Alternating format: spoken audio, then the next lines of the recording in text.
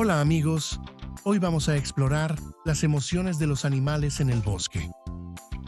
Mira al conejo, está muy feliz saltando por el campo.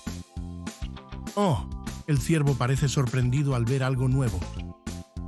Mira a la ardilla, está muy emocionada y corre de un lado a otro.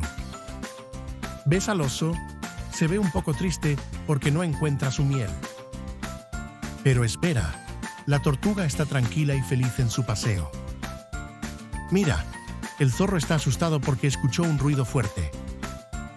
Al final del día, todos los animales se reúnen y comparten momentos juntos.